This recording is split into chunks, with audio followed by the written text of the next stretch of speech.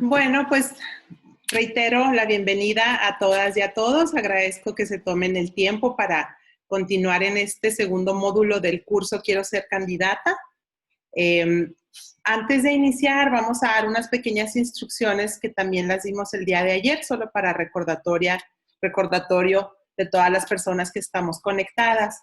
Les pido de favor que se renombren en la opción al pulsar participantes donde aparezca su nombre, pueden renombrarse y pongan el nombre con el cual se inscribieron al curso, por favor. Eso facilita a nosotros el llevar una lista de asistencia. También les vamos a pedir que mientras no se encuentren participando, tengan sus micrófonos en silencio y lo activen al momento que deseen participar. Durante la exposición de nuestras dos consejeras que nos van a acompañar el día de hoy, que en unos momentos las presentaremos, si tienen alguna pregunta o alguna intervención, yo les pediría que lo hicieran por medio del chat. Al final de la exposición de las consejeras tendremos unos minutos para revisar preguntas y respuestas y luego ya continuaremos con el siguiente tema. Para nuestras expositoras del día de hoy, tienen 25 minutos cada una y cuando les queden 5 minutos, pues les voy a mostrar así un carteloncito, se ve al revés, está bien. Cuando les queden 5 minutos les enseño ese carteloncito. Ya si se les acaba el tiempo les voy a poner una alarma estruendosa para que nos demos cuenta de que hay que ceder el uso de la voz. No se crean. Solo para manejar y administrar los tiempos. Y pues sin más, iniciamos. Y me voy a tomar el honor de presentar a nuestra primera expositora, que es la consejera Roselvi, compañera, amiga querida. Es la maestra Roselvi del Carmen Domínguez Arévalo. Ella es consejera electoral del Instituto Estatal y de Participación Ciudadana del Estado de Tabasco y voy a leer una pequeña síntesis de su trayectoria. Es licenciada en Derecho por la Universidad Juárez Autónoma de Tabasco. Primera persona en obtener la titulación a través del examen del Centro Nacional de Evaluación para la Educación Superior.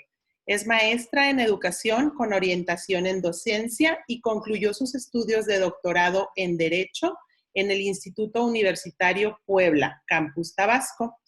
Cuenta con una carrera judicial de más de 10 años en el Poder Judicial del Estado, con amplias actualizaciones en seminarios, talleres y diplomados en las materias electoral, acreditados por el Tribunal Electoral del Poder Judicial de la Federación, la Suprema Corte de Justicia de la Nación y la Universidad Nacional Autónoma de México, entre otras. Se ha desempeñado como docente en Derecho Electoral, Civil, Penal, Derechos Humanos, Jurídico, Constitucionalidad y Convencionalidad. Fue coordinadora de capacitación y secretaria general de acuerdos del Tribunal Electoral de Tabasco.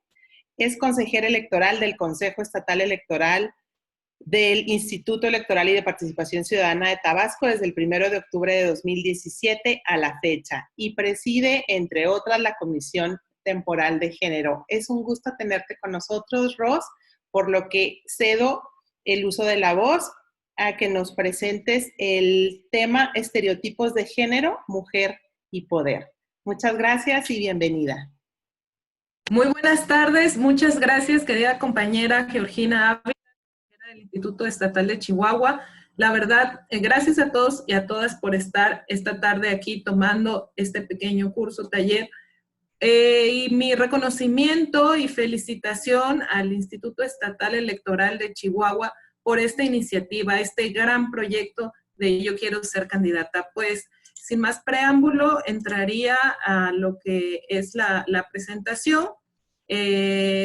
Como bien mencionaba la consejera Georgina, está denominada esta capacitación Estereotipos, Mujer y Poder. Pues ustedes saben que a lo largo de la historia, cómo las mujeres que han sobresalido y las mujeres que no se han dejado llevar por las tradiciones, por las costumbres, pues han sufrido graves consecuencias, como Hipatia de Alejandría, que era la mujer que estaba encargada de la biblioteca más grande del mundo, precisamente la Biblioteca de Alejandría, y ella, al desairar a un hombre poderoso de su época, pues fue perforada del ano hasta la garganta por haberlo desairado y por ser una mujer de ideas, una mujer estudiosa, una mujer cuya pasión pues no era evidentemente la casa y los hijos, sino el conocimiento. Asimismo, Olympe de Gouges, que mencionaba, la mujer nace libre y permanece igual al hombre en derechos, pues también sabemos la suerte que tuvo al final de sus días. Así, todas estas mujeres que han incidido en la historia pública, política de sus países, de alguna u otra manera, cómo han sorteado de forma muy distinta a los varones el poder. Y sin duda alguna, todas las feministas, todas las que han luchado por cuestiones tan básicas, por cuestiones tan íntimas, como por ejemplo el derecho a divorciarse. Hace pocos años todavía existía en el Código Civil una restricción para las mujeres que se divorciaban para poder casarse. Mientras que los hombres se podían casar al día siguiente que se divorciaban, las mujeres no podían hacerlo. Pero bueno, si nos vamos mucho más antes, las mujeres simple y sencillamente no se podían divorciar o tenían que tener una autorización firmada de su esposo si querían transigir, si querían vender un terreno, si querían sacar dinero del banco, etcétera. Entonces, estas grandes luchas que se han desarrollado desde inicios del siglo pasado es que han hecho que el día de hoy tantas mujeres tengamos un espacio en la vida pública. Y sí, ahora somos mujeres públicas y lo podemos decir de esa manera abiertamente. Pues bueno, cómo se ha desarrollado a lo largo de Latinoamérica, cómo fue a partir de los años 20, los años 30, que en Latinoamérica se pudo ir obteniendo, o por así decirlo, concediendo los derechos políticos de las mujeres.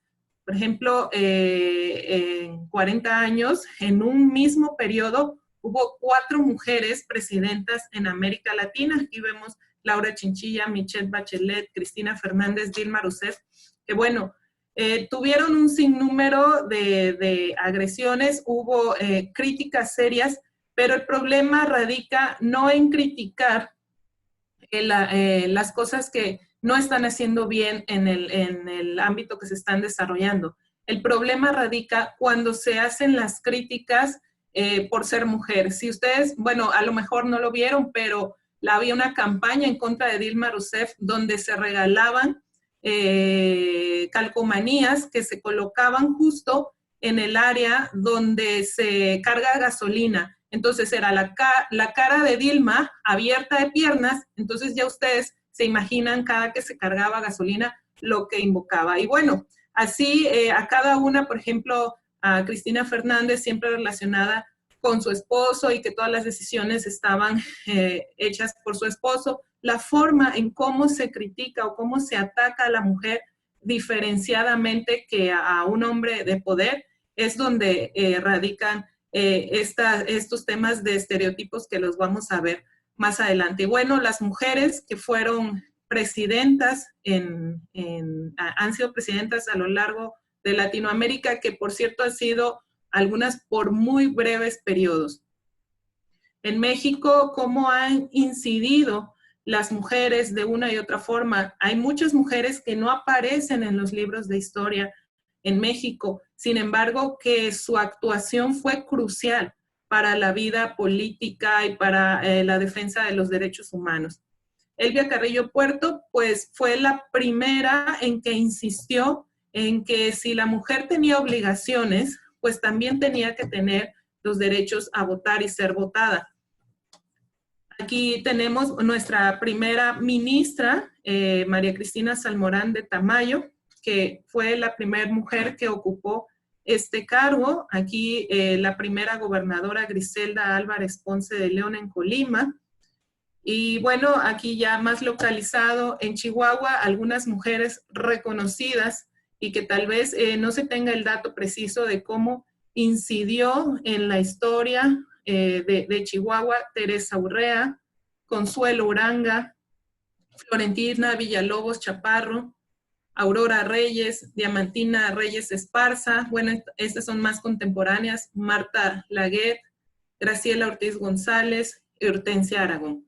Pues bueno, ahora vamos a entrar a este tema, la mujer en el gobierno, limitaciones y falta de paradigmas femeninos.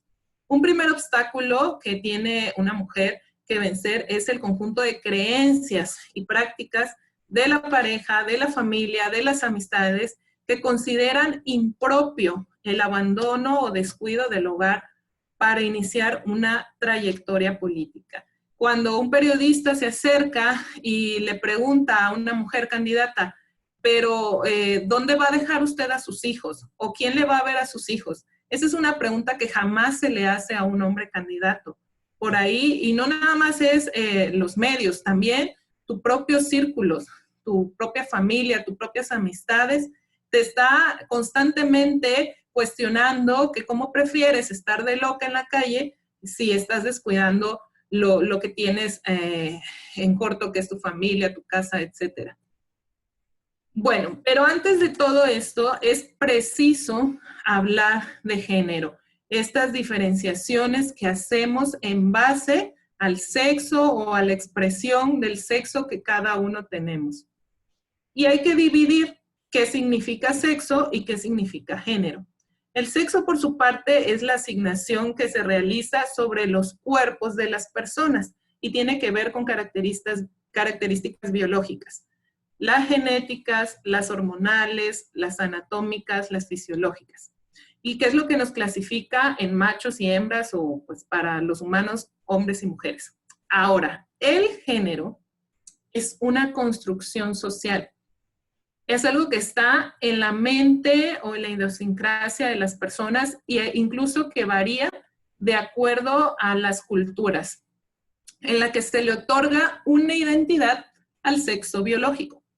Y normalmente se suele generalizar como características femeninas y características masculinas. Por ejemplo, como características de la mujer, cuidar, ser emotivas, ser solidarias, tener paciencia, mientras que a los hombres se les ve como con características de proveer, de racional, de fuerte, de asertivo, cuando todos sabemos que hay muchísimas mujeres, la mayoría de las mujeres que son madre,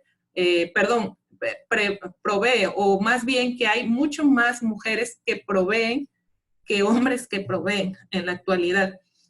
Pues la fortaleza, la racionalidad, es decir, no puede ser distintivo cierta característica de un solo género o de un solo sexo. Y pues se representa a través de formas de vestir, de caminar, de hablar, de pensar, de sentir y relacionarse. Son las exigencias de la sociedad de cómo debe de actuar cada sexo. Bueno, esta construcción de lo femenino y de lo masculino nos perjudica. ¿Qué ha pasado? Ustedes dirán, bueno, pero es que acá en México somos muy machistas. Así es nuestra cultura. Pero no, aquí les traigo un ejemplo de la Eurocámara, donde un diputado les dijo o propuso que las mujeres se les pagara menos porque ellas eran menos inteligentes. Entonces, este no es un tema como que de Latinoamérica o de México o de determinados países. Eso es un tema que desafortunadamente impacta en la mayoría del mundo, en algunos en mayor o menor medida. Y bueno, los estereotipos, ¿cuáles son? Si hay un chico que es líder, que toma decisiones, que tiene ideas concretas y que lleva siempre a su equipo a un buen puerto, pues él tiene madera de líder, él es grandioso, pero si hay una chica con esas características, eres mandona, eres una gritona, desafortunadamente. Y por ejemplo, si hay un chico muy sensible, si hay un chico que expresa, no sé, la belleza de la naturaleza, la belleza de los sentimientos, pues ya, eres una niña, no te comportes como una niña. Y a las mujeres normalmente se nos juzga, lo primero que se nos juzga es por el aspecto físico, cómo estamos. Y de ahí va a partir casi todo lo demás. Entonces, esa desigualdad no nace, o sea, entre los bebés, entre los niños pequeños, no hay como esa distinción. Es ya en la sociedad que se va haciendo reproducir la diferenciación entre los géneros. O sea, son representaciones simbólicas de modelos de conducta ideales para cada género que se representan como generalizaciones, cómo tiene que ser cada uno. Bueno, aquí en esta imagen vemos que del lado derecho, no decimos que sea así en general. Hay muchos hombres que ya desde hace mucho tiempo o que por algunas otras circunstancias tienen a su cargo labores domésticas o de cuidado. Pero desafortunadamente, en la mayoría de los casos, mientras que los hombres la tienen libre, las mujeres que tienen que encargarse de un ejercicio en la vida pública, pues tienen que sortear todo esto.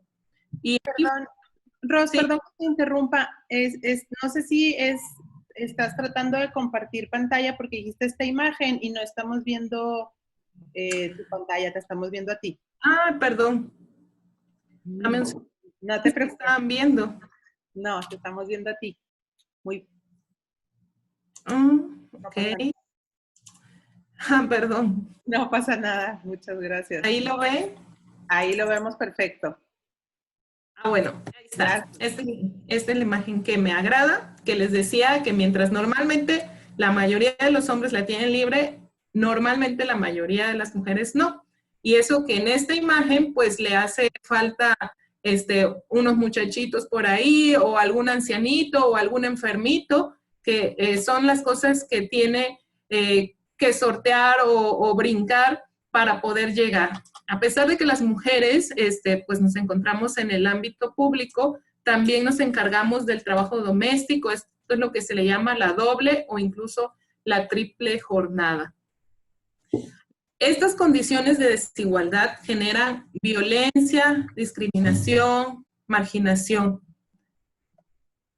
¿Y qué decir de estos derechos sexuales y reproductivos que definitivamente hacen una gran diferencia entre hombres y mujeres?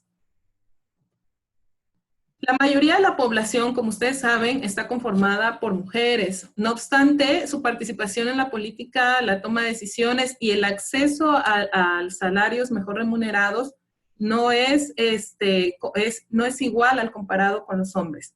Y tenemos una gran desventaja, o que hemos ido llegando muy tarde al ámbito público o profesional, y esto resulta en que todo el dinero que circula en el mundo, solamente la 10ª parte esté en las cuentas de mujeres. Y asimismo, de los bienes que existen en el mundo, solamente una 100ª parte de todas las propiedades sean de mujeres. Entonces aquí vemos un gran rezago, que no obstante de ser la mayoría en todo, en el padrón, en la lista nominal, en las que votan, etcétera, etcétera, tenemos esta gran deficiencia en cuanto al tema económico. La independencia económica es crucial para la toma de decisiones y para ejercer cualquier actividad de una forma libre.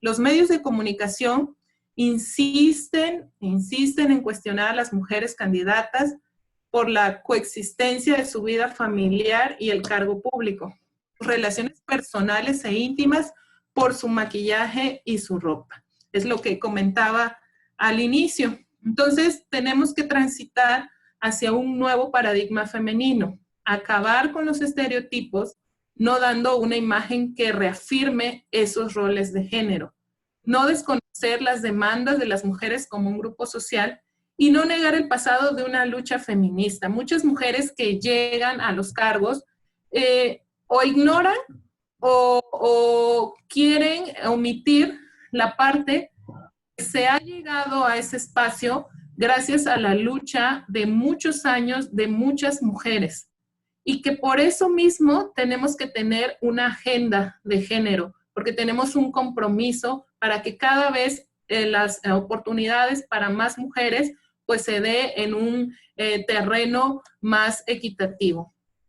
Ejercer entonces una verdadera representación cuando ya llego al cargo como candidata con una verdadera perspectiva de género. Todo aquello que no era importante porque estaba dimensionado desde la perspectiva masculina, las mujeres síndicas, las mujeres regidoras, las mujeres alcaldes, las mujeres diputadas, las mujeres presidentas, gobernadoras, lo tienen que empezar a ver. Entonces, también adquirir una posición identitaria femenina, es decir, ir estableciendo una forma de gobierno y que no repita las mismas usanzas que traen los hombres en el poder. Hay una parte de todo lo que tiene que ver con lo femenino, que yo lo voy a dividir en la paridad de género, que a lo mejor ya lo han escuchado, y en la violencia política contra las mujeres. Y voy a pasar de una forma muy rápida qué es paridad, qué es igualdad, qué es equidad. Esta imagen nos advierte que en el lado izquierdo tenemos igualdad. Las personas están en un piso del mismo tamaño, pero las personas son distintas. Las personas tienen características distintas. Entonces tiene que entrar la equidad, porque esta se refiere a dar a cada uno lo que le corresponda de acuerdo a sus propias circunstancias. Y se trata entonces no de equilibrar el piso, sino equilibrar las condiciones de cada quien, equilibrar las oportunidades y equilibrar el goce de derechos.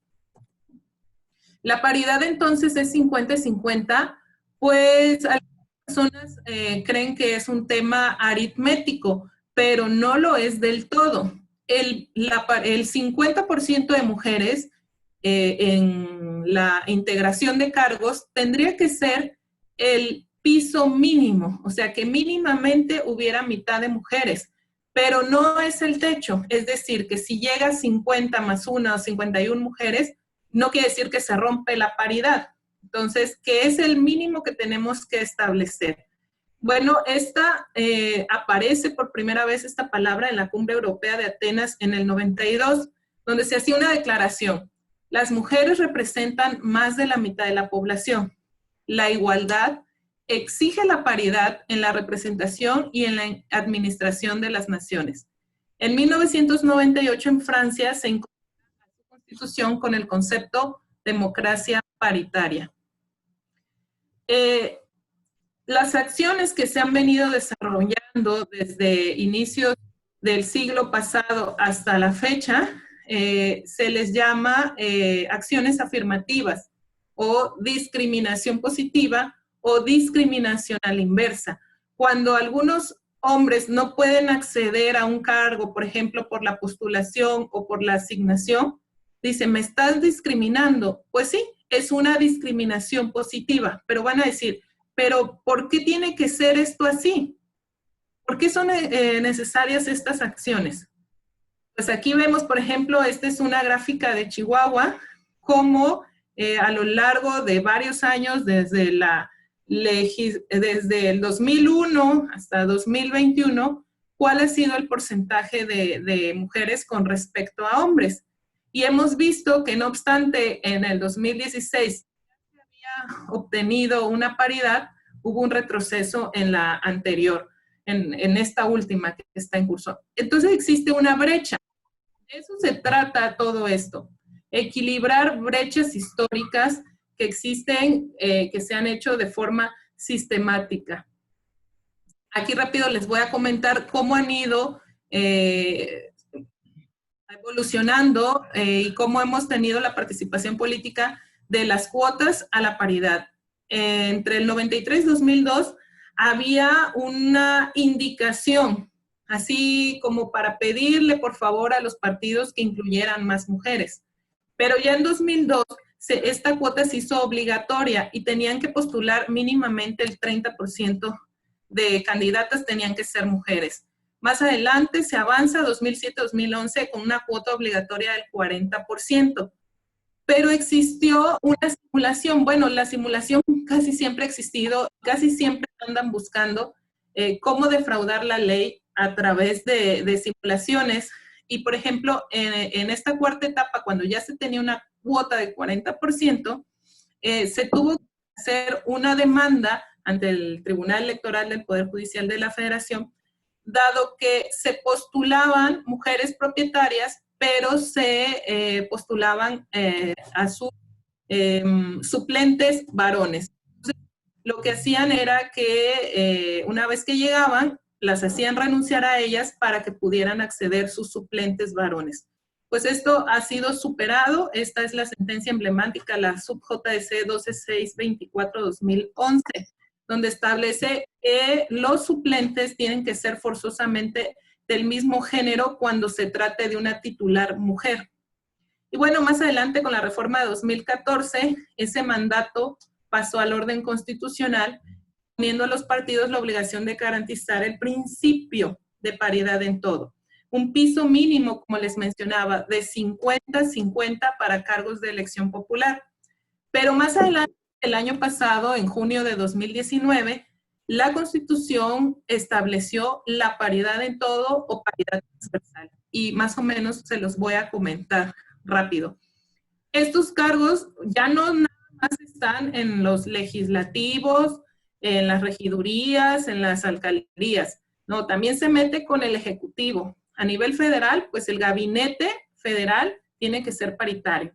En el Poder Judicial Federal, las ministras, los ministros de la Suprema Corte, las magistradas y magistrados de tribunales de circuito, magistradas y magistrados de sala superior regionales, las juezas y jueces de distrito y los integrantes del Consejo de la Judicatura. En otros tribunales, Tribunal de Justicia Administrativa, Tribunal Superior Agrario, y finalmente los organismos públicos autónomos, el INE, el Instituto Nacional de Transparencia y Acceso a la Información, el Instituto Nacional de Estadística y Geografía, la Comisión Federal de Competencia Económica, la Comisión Nacional de Derechos Humanos, el Instituto Federal de Telecomunicaciones, entre otras. Existen 58 reformas que no lograron aprobarse en el Congreso dada la contingencia, pero son 58 leyes y que tiene que ver con aproximadamente el mismo número de instituciones y dependencias donde se hace la reforma, donde tienen que estar integradas todas estas de manera paritaria. Bueno, ya ustedes tendrán que buscar su equivalente de estas instituciones, pero a nivel local. Esta reforma, a grandes rasgos, pues nos dice que los nombramientos tienen que ser de manera paritaria. Por ejemplo, aquí está hablando del Poder Ejecutivo. Y la Suprema Corte, que igual los integrantes, ministras y ministros, deben de estar de forma paritaria. Hay algo que también se hizo en esta reforma de paridad en todo, que es el lenguaje incluyente. Algunos soslayan que la necesidad del uso del lenguaje incluyente, pero se ha visto que si el mensaje es en masculino, pues las mismas mujeres demeritan la actividad propia de lo femenino. ¿Y qué medidas se han tomado? Por ejemplo, el Poder Judicial ya ha emitido convocatorias tanto para magistradas como para jueces de distrito, específicamente mujeres. O sea, se ha abierto convocatoria exclusivamente para mujeres porque sí tenían un porcentaje muy, muy bajo de juezas y de magistradas. Y bueno, este transitorio, en los transitorios de esta reforma dice que entrará en vigor al día siguiente de su publicación, es decir, a partir del 7 de junio de 2019, cargo que hubiera posibilidad de que entrara una mujer para equilibrar los órganos, tendría que ser paritario, pero bueno, yo se los dejo si esto se ha dado o no se ha dado. Y tienen un año las autoridades locales o los congresos locales de realizar las leyes de armonización respecto a la paridad en todo en el ámbito local. Igual de tarea, a ver si ya lo han realizado por ahí los congresos locales. Y bueno, dice que estas reformas serán aplicables a quienes toman posesión de su encargo a partir del proceso electoral. Esto se refiere a las elecciones. Pero gracias a todas las acciones afirmativas que tanto órganos electorales como tribunales han confirmado, no tenemos tanto problema en el tema electoral, pero sí en los que tienen que ver con el Poder Judicial y el Poder Ejecutivo. Y dice, Por lo que hacen las autoridades que no se renuevan mediante procesos electorales, su integración y designación habrá de realizarse de manera progresiva, a partir de las nuevas designaciones y nombramientos que correspondan. Es decir, no van a quitar a hombres para poner mujeres, pero cuando haya un puesto y no exista una integración paritaria, ahí tendría que ir forzosamente una mujer. Y bueno, el meollo de esto es, a ver, ¿cuántas gobernadoras ha tenido Chihuahua? O en general, en todo el país, ¿cuántas gobernadoras ha habido? Muy poquitas. ¿Cuántas presidentas de la República? Aquí el dato es contundente, 0. No hemos tenido ninguna mujer presidenta. Bueno, el 2019 fue un gran año y además del tema de paridad en todo, también tuvimos por fin una resolución por parte de la Suprema Corte de Justicia donde se pronuncia respecto a los cargos unipersonales. Y bueno, esto era una resolución que tenían desde hace muchos años desfasada, desde el 2014-2015, respecto a los cargos unipersonales en los ayuntamientos. Y ellos se habían pronunciado en el sentido de que en cargos unipersonales no podía haber paridad horizontal. Entonces, como entró esta reforma constitucional de paridad en todo, la Corte hace un nuevo planteamiento y en una nueva reflexión dice, bueno, habíamos dicho antes que en los municipios solo era posible la paridad vertical, es decir, en las sindicaturas y las regidurías, pero en las alcaldías no era posible la paridad horizontal por tratarse de puestos unipersonales. Sin embargo, modificamos esa jurisprudencia que habíamos sostenido y concluimos que ya existe un mandato constitucional para contemplar la paridad de género horizontal. Y si esto se puede, entonces, ya avalado por la Corte en las alcaldías, pues evidentemente también se puede poder en las gubernaturas y en las presidencias. ¿Qué acciones afirmativas vamos a tomar entre todas y todos para que el acceso a estos cargos del Poder Ejecutivo se dé en realidad para las mujeres? Tenemos grandes retos y grandes tareas, por ejemplo, reconocer el potencial que tiene. No veo el chat, pero no sé si me estoy pasando. No, no te preocupes, consejera, continúa. Tienes 5 Mejor minutos. me pones un papelito porque a ti sí te veo. Muy bien, no te preocupes. Ok, entonces continuamos. Pues reconocer el papel fundamental que tienen las mujeres en la vida económica y las de oportunidades, respetar la autonomía de las mujeres para decidir sobre sus intereses y sobre sus cuerpos. Esto es elemental. La vida familiar con responsabilidades compartidas. ¿Qué quiere decir eso? Si dividimos entre los dos géneros las responsabilidades públicas, pues también tenemos que dividir el 50% de las responsabilidades privadas o domésticas. Lo que les comentaba, el uso del lenguaje inclusivo, no generalizar en masculino, eliminar todas las formas de violencia y acabar con los estereotipos, sobre todo para el ejercicio de las profesiones. No hay profesiones de hombres y profesiones de mujeres. Ay, no puedo pasarla. Bueno, por parte de las instituciones, ¿qué debe tener? Más allá de los discursos, una verdadera voluntad política. Esto es esencial.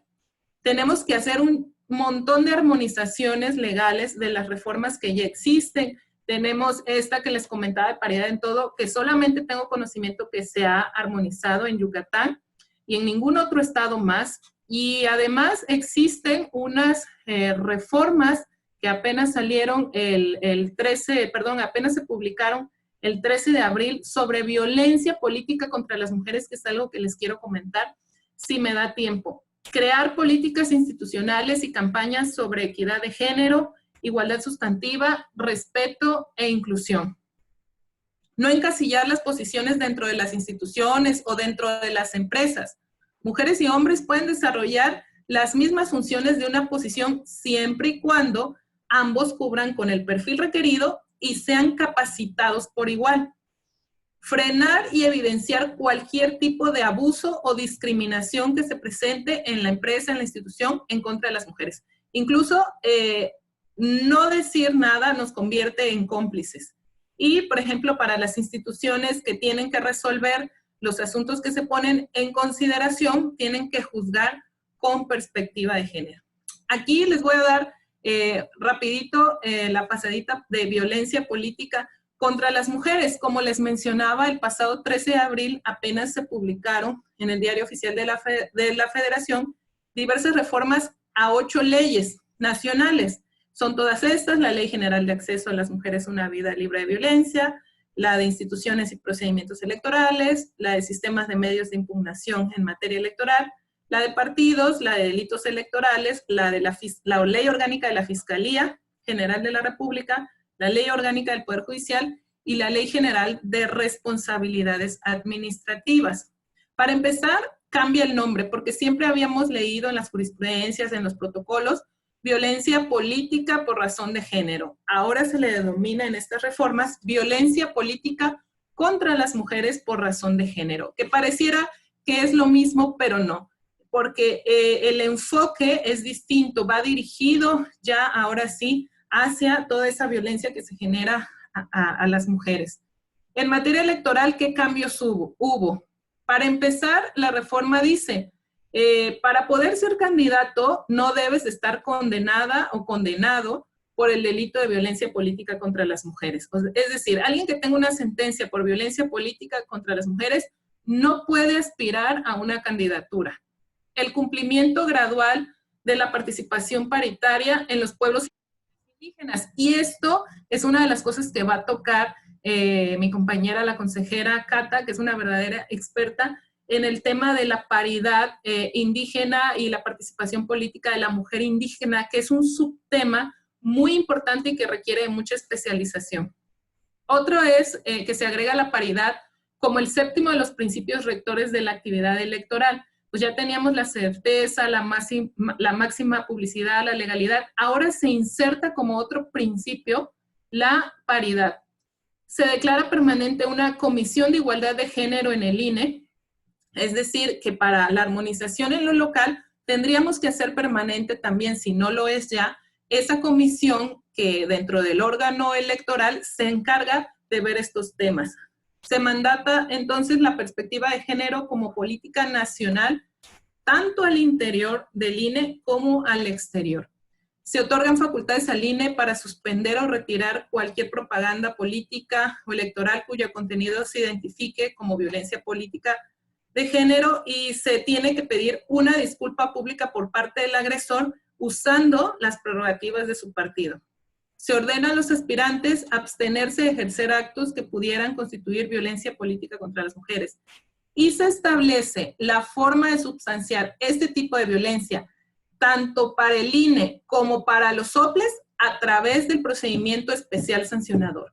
Antes no estaba establecido cómo íbamos a realizar los OPLES la atención a las denuncias de violencia política. Ahora, con la reforma, lo establece claramente en la Ley General de Instituciones y Procedimientos Electorales, que tanto INE como OPLES realizaremos o llevaremos la tramitación de este tipo de denuncias a través del procedimiento especial sancionador. Se adicionan sanciones que van desde la reducción de hasta el 50% de las administraciones de financiamiento público a los partidos políticos que sean infraccionados por incumplir las obligaciones para prevenir, atender y erradicar la violencia política, hasta la cancelación de sus registros como partido o a las agrupaciones políticas. Ahí dentro del catálogo de obligaciones para los partidos se establece que ellos deben de establecer dentro de sus instrumentos internos, de sus documentos internos, los mecanismos para prevenir, atender y erradicar la violencia política contra las mujeres al interior de su partido. Asimismo, se contemplan medidas cautelares y de reparación novedosas, como realización de un análisis de riesgos y un plan de seguridad para la víctima. Esto es algo que vamos a comenzar a implementar, pero que además se tiene que hacer de forma colaborativa con otras instituciones que han realizado este tipo de acciones mucho más, como por ejemplo las fiscalías. El retiro de campaña violenta, haciéndose públicas las razones por qué se hizo ese retiro. la suspensión de prerrogativas a la persona agresora, la suspensión del cargo partidista si el infractor ocupa un cargo partidista, la indemnización de la víctima, que es algo que también vamos a ir explorando cómo se va a realizar esta indemnización, la restitución en el cargo al que fue obligada a renunciar, la disculpa pública y la implementación de medidas de no repetición. La autoridad electoral, independientemente del procedimiento sancionador, la autoridad, el INE o los soples en la localidad, deberán de oficio dar vista a los tribunales en materia administrativa de cada estado o a nivel federal, dado que si quien comete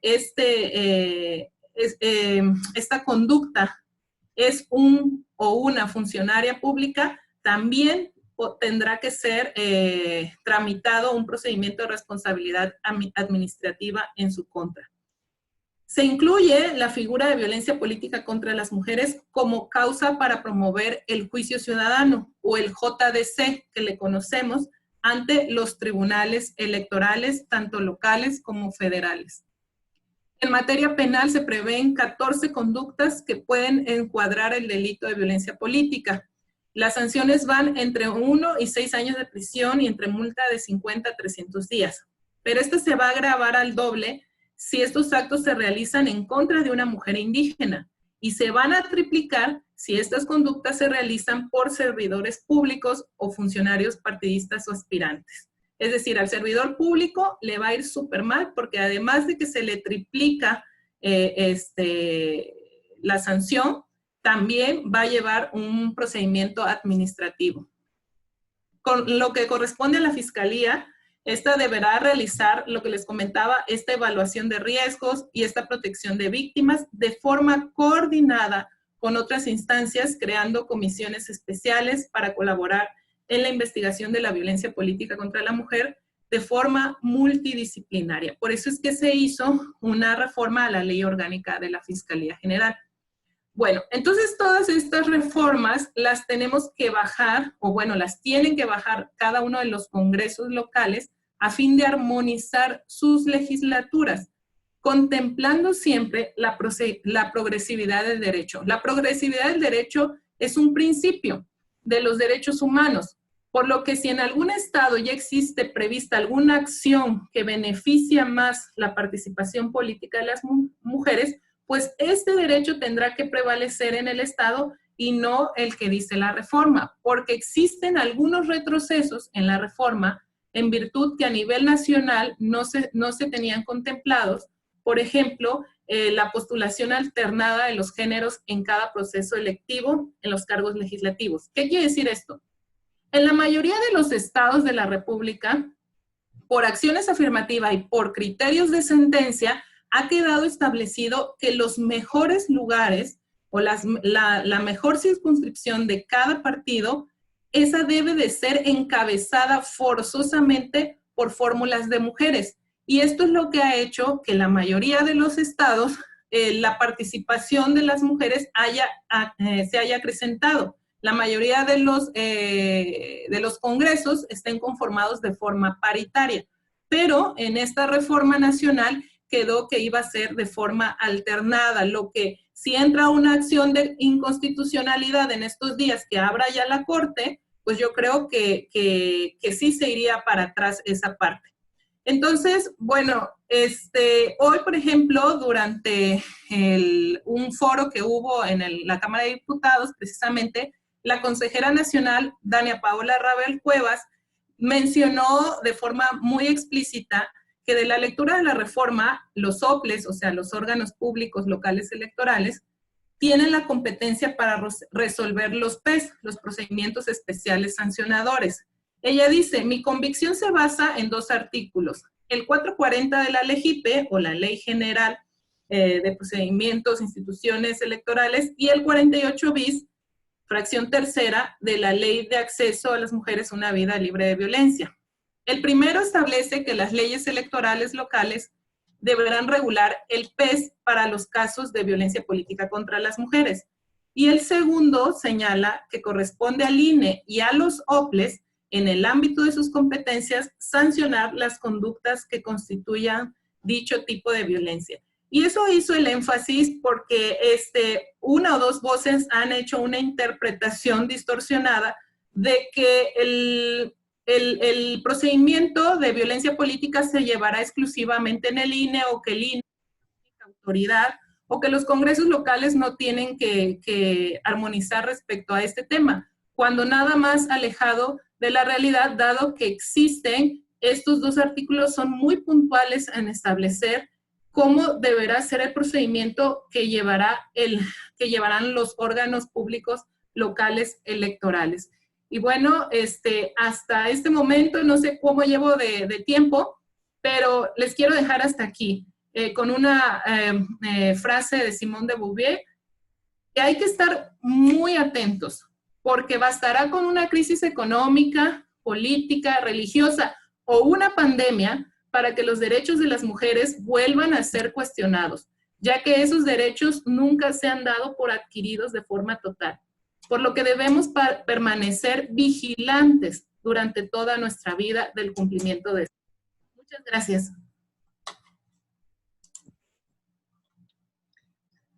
Muchas gracias, consejera Ros. Un gusto siempre escucharte.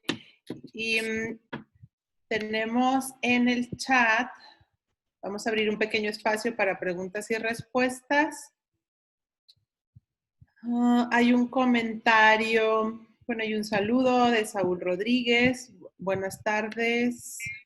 Saludos, consejera Ros, gracias por tu gran disposición. Hay un comentario de Claudia Edith Soto, no sé si lo quiere hacer Claudia Edith de viva voz. No sé si esté presente. Sí. Sí, adelante, sí. Te escuchamos. Nada más era para hacer el comentario que se me hace muy interesante. Bueno, gracias por la presentación de la maestra Roselín, pero es bien importante saber qué está pasando en la actualidad. Ahorita lo chequé y lo he checado durante años. El tema de las dos comisiones, que a mí me parecen, entre otras, pues también muy importantes, ¿no? Pero en este caso, hablando específicamente de ese tema que nos expusieron hoy, de la Comisión de Igualdad, todos los integrantes, que son 32, son mujeres, todos son mujeres. Y digo, qué bueno, ¿no? Pero ¿por qué no participan diputados, hombres, para que sepan y sean sensibles, porque, bueno, tienen esposas o porque tienen hermanas o madres, y también impulsen políticas públicas encaminadas al bienestar de los derechos de la participación de la mujer? Y el otro caso de la Comisión de Hacienda y Crédito Público, bueno, pues que es la que define muchos proyectos y la economía en sí del presupuesto que manda el gobierno federal. Es interesante, quise comentar solamente de 19 integrantes que son de Morena, entre secretarios e integrantes generales, pero esos 19, pues no son solo mujeres, sino que son solo 7 mujeres y la mayoría son hombres. Es un mayoriteo, pues, en la Comisión de Hacienda, que es la que, insisto, define y decide los proyectos del país, ¿no? Pero sí es muy importante, yo quiero recalcar y mencionar que la participación en las comisiones como la de igualdad, ¿por qué no participan los hombres? Bueno, porque piensan que es para las mujeres, o sea, sigue esta visión de que, ¿por qué voy a participar ahí, no? Y pues es lamentable, nada más quise hacer ese comentario y dejar esos números que debemos incidir en que no es un tema de mujeres contra hombres, y lo hemos dicho pues en reiteradas ocasiones, ¿no? Es todo, muchas gracias. Sí, muchas gracias. Continúo con el chat. Dea Vale dice: excelente, felicidades. Claudia Edith Soto, muchas gracias, consejera Roselvi. Irene Alejandra Reyes, muchas gracias, Roselvi, por este tema tan interesante. Miriam Carrión, muy interesante ponencia. Frida Licano, saludos a la consejera Roselvi. Edgar Díaz, gran ponencia. Roselvi, bueno, queda la orden. No sé si no tengamos alguna pregunta para la consejera Roselvi. De lo contrario, continuaríamos con el programa.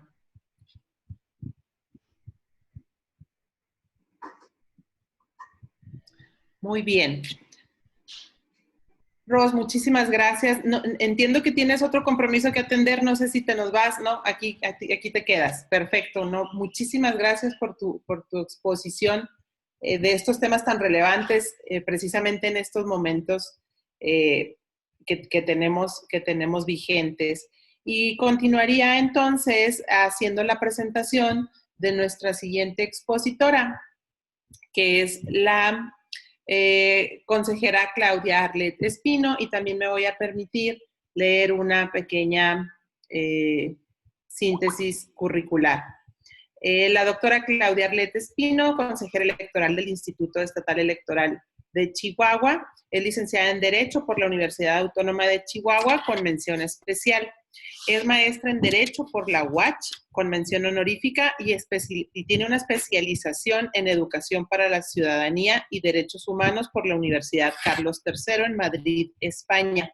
Es doctora en Derecho por la Universidad Autónoma de Chihuahua en convenio con el Instituto de Investigaciones Jurídicas de la UNAM, aprobada por unanimidad de votos con mención honorífica. Es miembro asociada activa del Instituto Iberoamericano de Derecho Constitucional, del Instituto Nacional de Administración Pública y del Instituto Chihuahuense de la Administración Pública. Es profesora de tiempo completo de la UACH, docente, investigadora, conferencista, ponente, autora y editorialista en diversas publicaciones nacionales e internacionales, ensayos y artículos sobre temas relativos a los derechos humanos y equidad de género.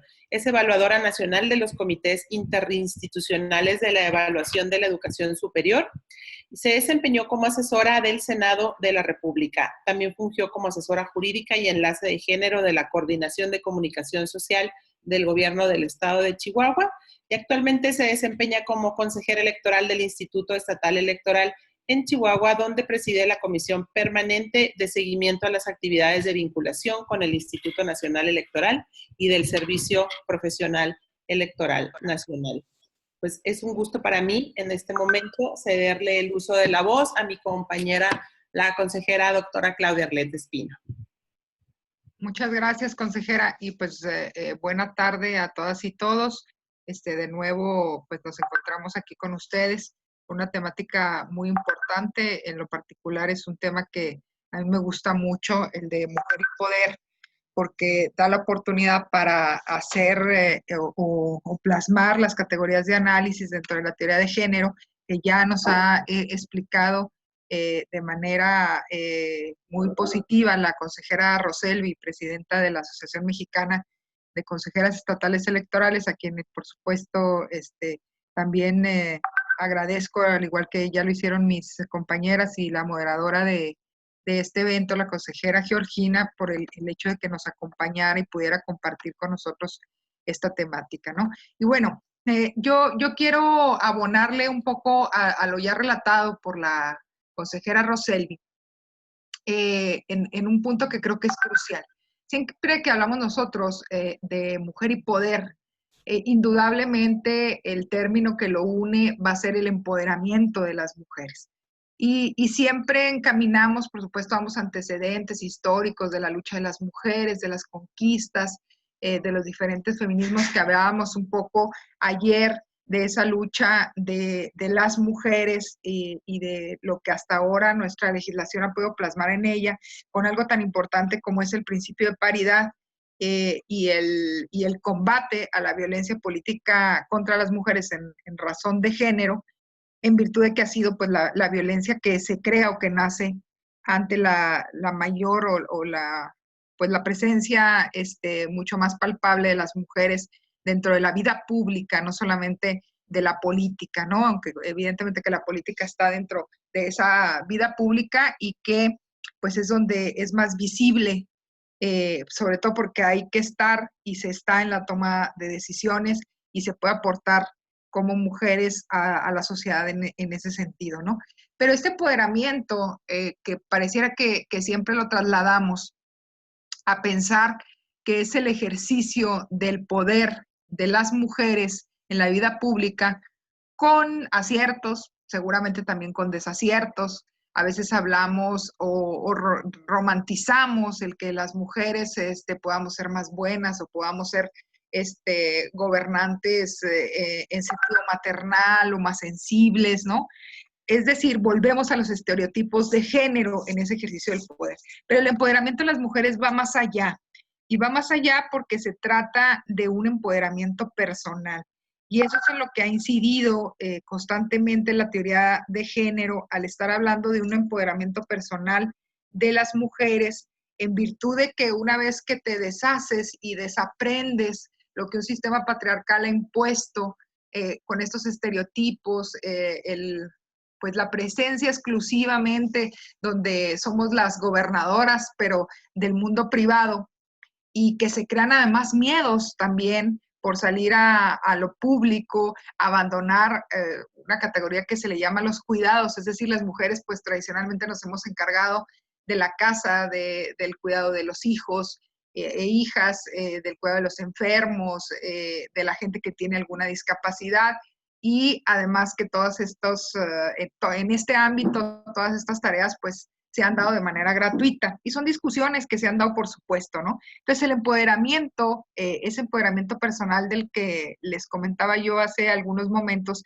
pues se trata de desaprender muchas cosas, o sea, de creernos primeramente en un poder personal, de que podemos hacer las cosas, de que podemos participar de la misma manera que los hombres, que podemos desarrollar capacidades, habilidades, al igual que los hombres, y sin necesariamente perder pues la esencia femenina, o hacerlo desde el punto de vista femenino, que también se vale, y cooperar a nuevos estadios en donde el ejercicio del poder, ahora sí en lo público, pues te lleve en las mejores condiciones, sin estar en el reproche constante, como lo comentaba la consejera Roselvi, de manera pública, de manera privada, si dejaste a los hijos por andar en campaña, si dejaste a los hijos porque te fuiste a trabajar, si tu casa no está ordenada, si tu figura física pues sea lo relevante, sino lo que realmente puedes aportar dentro de esa vida pública, ¿no? Entonces, es el empoderamiento, cuando hablamos de él, hablamos de un empoderamiento personal, en la medida en que se deconstruyen estas ideas y estos estereotipos, es que podemos nosotros jugar en un plano de igualdad, no solamente de oportunidades que pueda presentarse y que pueda pues responder el Estado en ese sentido, sino también de cuestiones emocionales y de vínculos o apegos que nos impiden pues salir de manera plena a la vida pública. Entonces, evidentemente que se hace primero una reflexión hacia lo personal de las mujeres, a que desaprendan, a que dejen de culparse por no estar en la casa y estar atendiendo los asuntos públicos, ¿no? Ese sería solamente como un comentario. A mí lo particular, ya en esta última parte, que son pocos minutos, me toca hablarles de una mujer en especial que ha sido históricamente discriminada y que además ha sido invisibilizada, que es la mujer indígena en lo particular, ¿no? Es un tema que además, en el caso de pueblos y comunidades indígenas, ustedes el día de mañana, creo que el día de mañana o pasado mañana, tendrán la presencia del consejero Gerardo Macías, quien nos preside en este momento en la Comisión de Grupos Étnicos y Pueblos Indígenas, y hablará y desarrollará el tema relativo pues al derecho electoral indígena, cuáles han sido sus antecedentes, las sentencias que existen, pero yo en este momento quiero platicarles específicamente bajo la tesitura del tema de mujer y poder, del empoderamiento de las mujeres, qué pasa con las mujeres indígenas, ¿no? Y bueno, pues vamos a ver que en nuestro país si ha habido una discriminación a las mujeres, si el estadio no ha sido el mejor para la mujer mestiza, pues mucho menos para la mujer indígena. En derechos humanos existe una clasificación que se le llama las categorías sospechosas. Y siempre que queremos poner un ejemplo de una doble, triple o hasta cuádruple discriminación, hablamos precisamente de la mujer indígena, porque es discriminada por el hecho de ser mujer, por el hecho de ser indígena y por el hecho de ser pobre, porque en México, por desgracia, el pertenecer a un grupo étnico, a uno de los 68 pueblos indígenas, pues significa dos cosas, discriminación y pobreza, ¿no? Hace algunos días participaba el presidente de nuestra institución en un foro y nos hacía una reflexión muy importante. tomada de algunas lecturas que él había hecho y decía, bueno, pues en México, si bien no todos los pobres son indígenas, lo cierto es que sí, todos los indígenas son pobres, ¿no? Entonces, desde ahí vamos viendo que si el entorno de la mujer mestiza es dificilísimo, pues cuanto y más es para una mujer indígena. Y en materia política, como en todos los casos, pues todavía existe un retraso aún más lamentable en ese sentido. Los 68 pueblos indígenas que son reconocidos en nuestro país han tenido una lucha esencialmente por el respeto a sus territorios.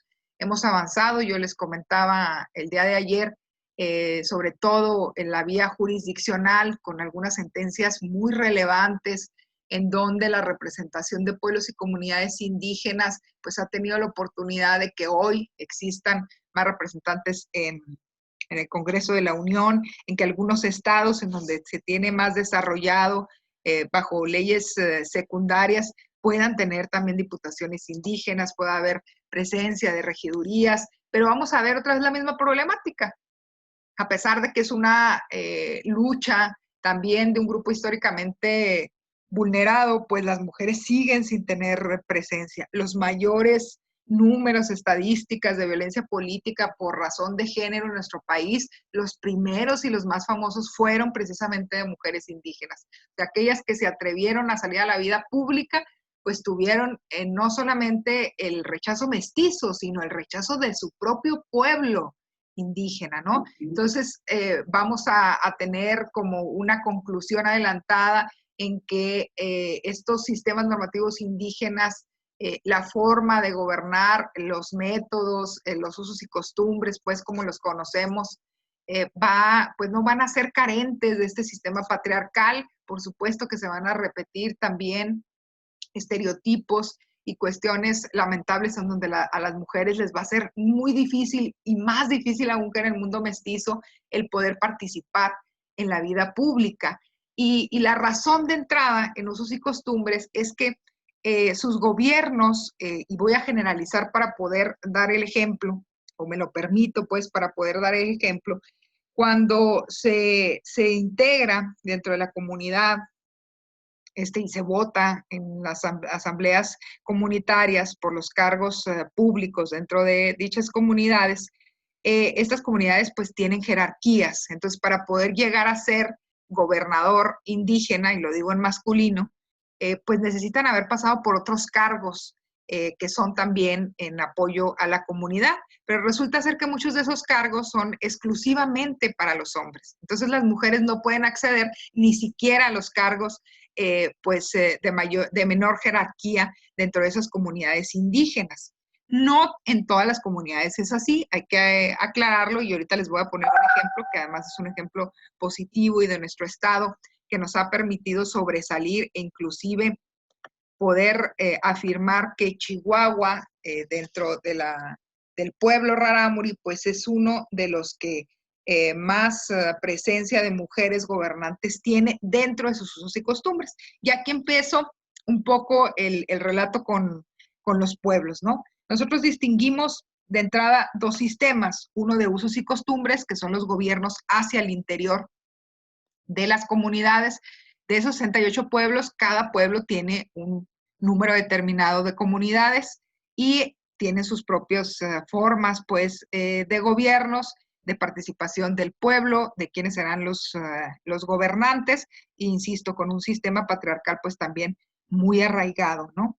Y distinguimos también el sistema político mexicano, en donde pues está basado en un sistema de partidos, pero que la propia Constitución, ya para finales del siglo anterior y con una reforma muy importante en 2002-2003 en nuestro país al artículo 2 constitucional, empieza pues a desarrollar esta parte de representación política. Y hablamos de dos conceptos, de participación y de representación política, para ubicarnos tanto en el sistema de usos y costumbres, o también llamado sistema normativo indígena, un derecho alterno, como lo mencionan algunos autores, y el sistema político mexicano. En ambos sistemas, nuestra Constitución, hasta este momento, hasta la gran reforma del 2019 en materia de paridad, pues dispuso que las mujeres indígenas, por supuesto, tenían un papel muy relevante, que eran pues poseedoras de derechos, al igual que la mujer pues, mestiza, y que evidentemente la paridad también debía incluirlas a ellas, ¿no? Y debía incluirlos en los dos sistemas. Sin embargo, hay matices que debemos de estar escuchando y analizando, porque no es tan fácil. Si en el mundo mestizo no fue tan fácil el incluir en la norma la paridad, pues si tardamos siglos en hacerlo en nuestro país, pues no sé por qué tendríamos que exigirles de la noche a la mañana también a estos pueblos que la paridad la incluyan en inmediato. Sin embargo, por supuesto, aun y cuando sea una idea mestiza, pues ellos no han renunciado al Estado mexicano, son parte, entonces tienen esos derechos, ¿no? Y aquí yo decía de hablar de matices, porque finalmente en nuestros usos y costumbres, bajo estas jerarquías de los gobiernos propios de las comunidades, pues de entrada tenemos que considerar algo que es una obligación para el Estado mexicano, que el Convenio 169 de la Organización Internacional del Trabajo, que es parte de la normativa de nuestro país, y que además la propia Constitución y normas secundarias y protocolos marcan que cualquier afectación a estos pueblos indígenas tendrán que forzosamente pues hacerse una consulta a ellos, ¿no? Entonces, hoy hay una discusión que creo que inicia a raíz de la reforma en materia de paridad en el 2019, que impacta también este artículo segundo y que habla de la paridad o del principio de paridad a favor de las mujeres indígenas. Pues la pregunta se encuentra ahorita en el aire, si también debe consultarse esta paridad a los pueblos indígenas en virtud de que debemos de ser respetuosos de sus usos y costumbres. No sé la respuesta, por supuesto yo tengo una posición específica, pero no sé la respuesta de qué pueda decir un tribunal en el momento en que pues alguna mujer reclamara algún lugar dentro de su comunidad, exigiera paridad y no se le permitiera, ¿no? Por esta jerarquía que les platico yo que hay en muchos de los pueblos. Sin embargo, es una discusión que ahí está. La consulta indígena es un derecho puerta, porque permite garantizar otros derechos de tipo colectivo, porque cuando hablamos de pueblo, pues hablamos de colectividad, o sea, de derechos específicos por integrar una comunidad en donde el derecho individual no es que deje de tener importancia, sino que hablamos pues de derechos específicos de esa colectividad, de esa comunidad que integran estos pueblos indígenas. Creo que en los próximos días, en los próximos meses, veremos luces de qué va a pasar con ello, ¿no? Hay quien dice que también la paridad hay que consultarla con los pueblos, corremos el riesgo que digan que no, y que inclusive las mujeres digan que no están exigiendo esa paridad, aun y cuando hubiera pues la queja o el reproche de alguna de ellas que quisiera participar. Pero en el sistema de partidos es otra cosa, porque finalmente son mujeres que pudieran salir a la vida pública dentro de los puestos o la aspiración a los puestos públicos en el Estado mexicano, y la obligación que los partidos políticos tuvieran de candidatear a personas que integren pueblos y comunidades indígenas. O sea, no solamente alguien que sea de origen indígena, sino que esté integrado a la comunidad indígena y que por ello pueda así demostrarse por parte del partido político para poder contender a una candidatura, ya sea una diputación, una senaduría, por supuesto a nivel local a una diputación, o a una regiduría. Y aquí voy con el ejemplo de Chihuahua porque creo que es muy destacable. Son pocos minutos los que tengo, pero trataré pues de hacerlo lo más resumido posible, ¿no? En el mundo rarámuri, el que yo tengo cercanía por ser de origen rarámuri, mi familia es de una parte de la Sierra Tarahumara, de Tonachi, donde es mi madre y el origen rarámuri. Hay una particularidad dentro de la cosmovisión de la mujer. Y vuelvo otra vez al empoderamiento. Creo que esta particularidad es lo que empodera a la mujer rarámuri. Cuando se nace en una comunidad, en este pueblo rarámuri, se cree que las mujeres nacemos con 4 almas. Tenemos una más que los hombres. Los hombres nacen con 3 almas, y esa alma extra de las mujeres es debido a la posibilidad que tenemos de dar a luz. Entonces, al dar vida, se nos otorga una alma extra, diferente a los hombres, ¿no? Se nos distingue, pues, de los hombres. Y hay otra característica más al nacer, y hago énfasis de estas dos cuestiones que les platico, porque es en el nacimiento de las mujeres, cuando se les otorga la propiedad de la familia, es decir, quien nace en una familia rarámuri, al tener algún tipo de propiedad, generalmente, pues, tierra, esa tierra es en automático de las mujeres, no de los hombres que hayan nacido en esa familia, porque se cree, bueno, pues que en el camino de su andar en la vida podrá adquirir las propiedades y en virtud de las tareas que tienen hombres por un lado y mujeres por otro, tanto dentro de la comunidad como dentro de la propia familia, pues la distribución de tareas permite que el hombre, al tener más acceso a salir fuera de casa, pueda adquirir esa propiedad, y la mujer como encargada dentro de la familia, de la propia huerta familiar, si es que se tiene, ¿no? Pues pueda ser ella la propietaria y no se encuentre en un estado de indefensión en caso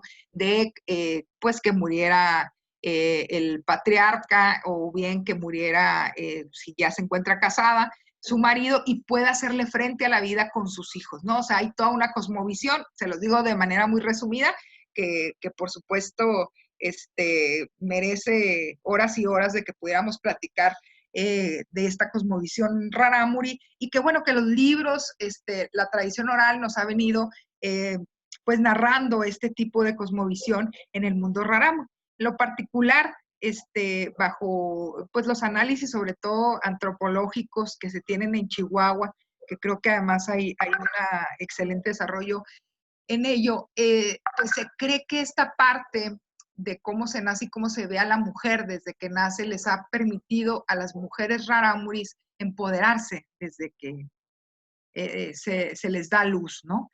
Y que de alguna manera la influencia mestiza dentro de este desarrollo paritario o de participación de las mujeres, pues les ha permitido hoy en día que bajo la cosmovisión propia rarámuri y bajo la influencia de esta paridad o esta participación política de las mujeres mestizas, y con el que por supuesto se tiene contacto, sobre todo aquellos pueblos pues que en la cabecera municipal están obligados a asistir, les ha permitido a ellas que hoy tengan un número pues muy rico en gobernantes indígenas, en las guarusiriames, y que además impacten dentro de la representación política del sistema político mexicano, ¿no? Huachochi es el ejemplo, creo que es además un gran ejemplo. Tenemos dos mujeres regidoras, dentro de esas dos, una fue gobernadora indígena, Guarusiriame, y otra más que en este momento, además de ser gobernadora indígena de su comunidad, de Ciénega de Norogachi, también es regidora, ¿no? Y bueno, pues ellas han podido impactar su visión, no solamente su visión en cuanto a la integración o pertenencia de su pueblo, sino también su visión femenina de las cosas, ¿no? Yo he mencionado, y me gusta mucho hablar de ello, que en los pueblos indígenas habría que atender a los propios feminismos indígenas, porque existen, se tienen. México, como les comentaba ayer, siempre es una puerta de entrada y de salida en este tema de género, en este tema específico de los feminismos, y en el caso de los feminismos comunitarios o feminismos indígenas, pues no es la excepción, ¿no? En 1993, previo a que el 1 de enero del 94 el Ejército Zapatista de Liberación Nacional fuera a declarar la guerra contra el Estado mexicano, ya había mujeres indígenas que no solamente integraban el ejército, sino que se habían organizado para, de alguna manera, hacer dentro de los pueblos una revolución interna bajo sus feminismos indígenas, ¿no? Ellas sacan en diciembre, previo a que de ese 1 de enero de 1994, el resultado de una investigación que habían hecho con las mujeres indígenas chiapanecas de los diferentes pueblos sobre cuáles eran sus derechos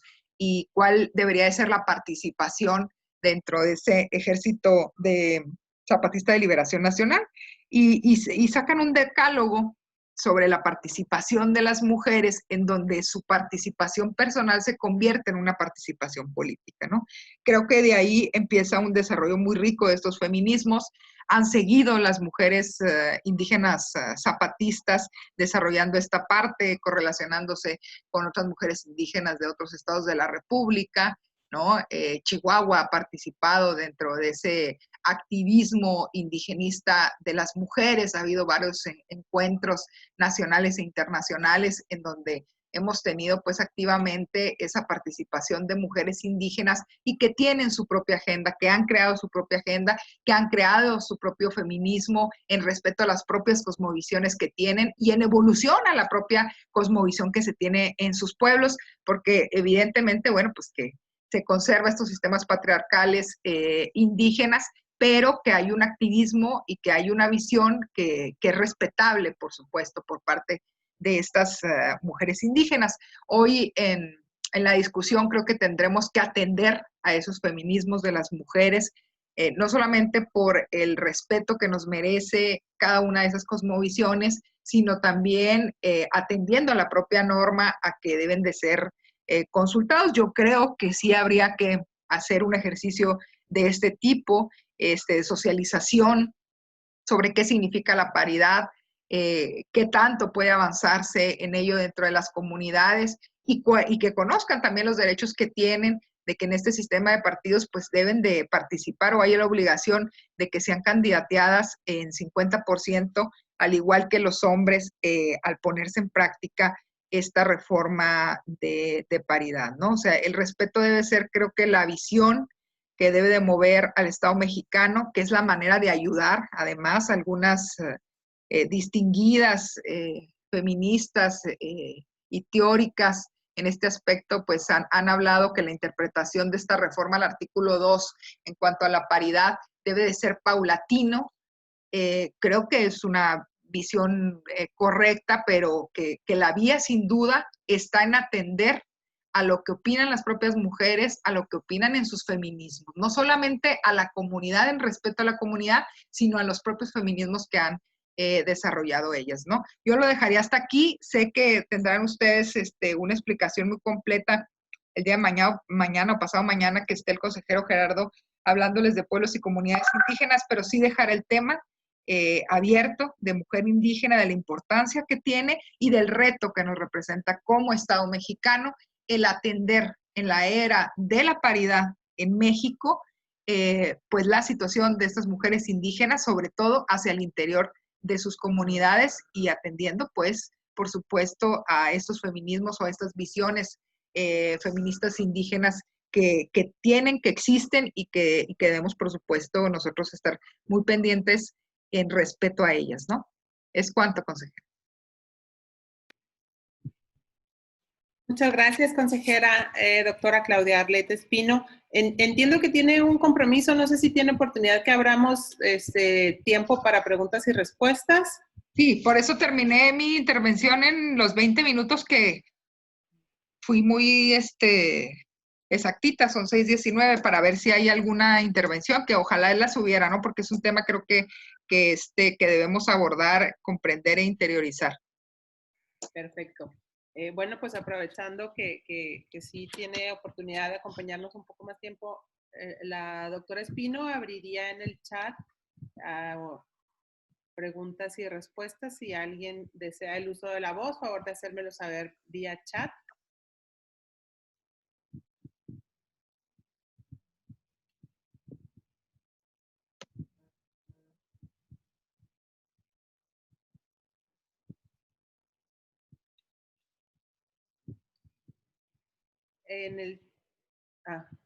Bueno, es que hay una conversación del tema de arroz donde voy a retomarlo. Nada más quiero aprovechar ahorita si tenemos alguna pregunta sobre el tema de la doctora Espino.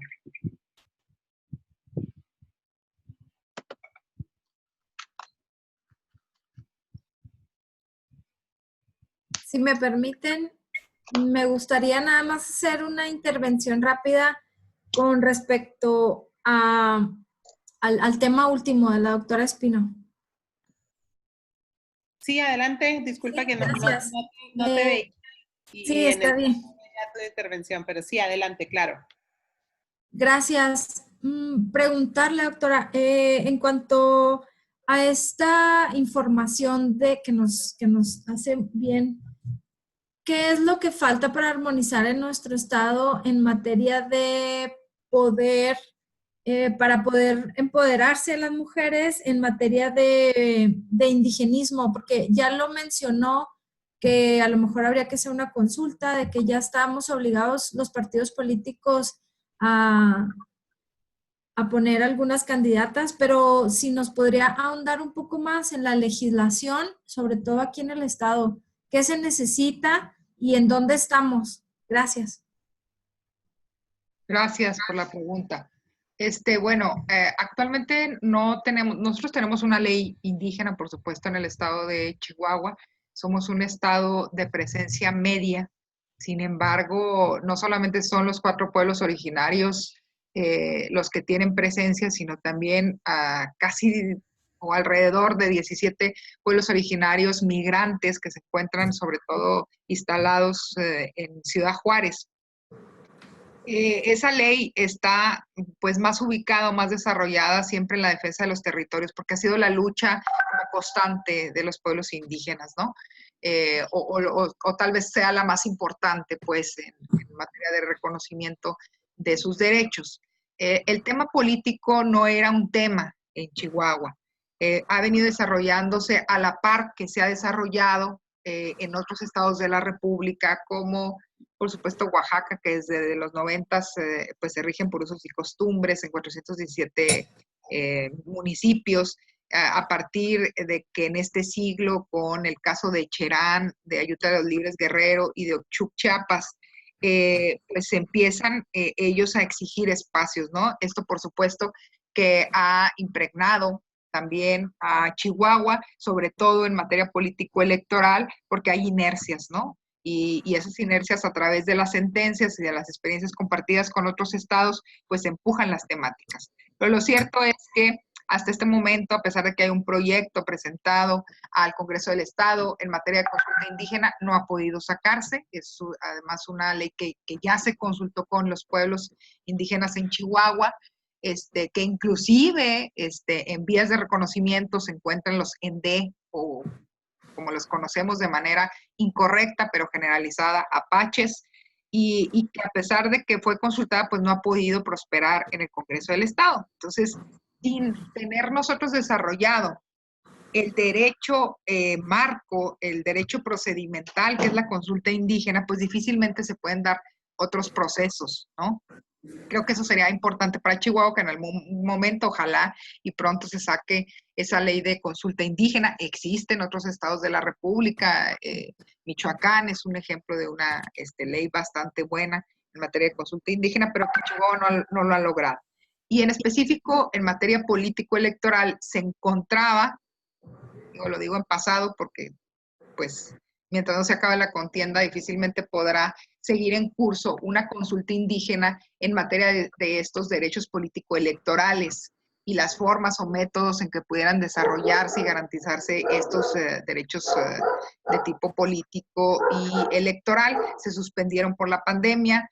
El titular de la consulta era el Congreso del Estado. Precisamente ponían a disposición de los pueblos algunas iniciativas que se habían presentado por parte de la presidenta de la Comisión de Pueblos Indígenas, Pueblos y Comunidades Indígenas en el Congreso del Estado. El Instituto Estatal Electoral era parte de esa consulta como órgano garante, es decir, un testigo de calidad en virtud de la especialización del instituto. Se encuentra suspendida. Esperemos que pueda en algún momento reanudarse y que para el próximo proceso electoral ya estemos hablando de pues un desarrollo óptimo, ¿no? En cuanto a candidaturas indígenas, y ver cómo le vamos a entrar en el tema hacia usos y costumbres, qué tanto podemos avanzar en ello o qué no, sobre todo en esta parte de paridad. Entonces, son derechos que están en desarrollo en nuestro estado, con poca legislación, con una consulta pues que no ha sido concluida. Como ustedes saben, el Congreso del Estado tiene 90 días previos al inicio del proceso electoral, que en Chihuahua hasta este momento lo marca el 1 de octubre de este año, para poder hacer cambios o hacer una reforma en esta área. Si no es así, bueno, pues cualquier reforma que se hiciera ya no impactaría en el próximo proceso electoral. Para el instituto, pues será un reto, porque hay la gran posibilidad, y creo sería lo correcto, pero es una opinión personal, de que podamos nosotros llegar a un acuerdo de acciones afirmativas en caso de que el Congreso del Estado pues no las contemple. Tenemos una sentencia en este momento que además así nos obliga. No se habla de consulta para esas acciones afirmativas, por lo menos en la sentencia. Ya que se opine, si se debe consultar o no, pues será otro tema de discusión, pero creo que la sentencia es el único o la única vía en este momento en donde se habla de una omisión legislativa, es decir, omitieron desarrollar estos derechos político-electorales de los pueblos. Al Congreso del Estado le dice: hay una omisión legislativa, legisla, pero si no te alcanza el tiempo porque no puedes terminar la consulta, entonces el Instituto Estatal Electoral de Chihuahua tendrá que, vía acciones afirmativas, por un acuerdo del Consejo Estatal, pues crear estas condiciones para que se garanticen los derechos políticos de pueblos y comunidades indígenas. Estaríamos obligados, por supuesto, a atender la paridad de este artículo 2 constitucional. Y ¿qué vaya a pasar? Bueno, pues solamente el transcurrir de los tiempos nos dirá, ¿no? Pero específicamente la respuesta a la pregunta, no hay mucho desarrollo legislativo, sí un desarrollo muy grande ya en sentencias de tribunales federales, esta sentencia del Tribunal Estatal local que nos involucra a nosotros y que puede ser la vía para que se avance pues en la temática, ¿no?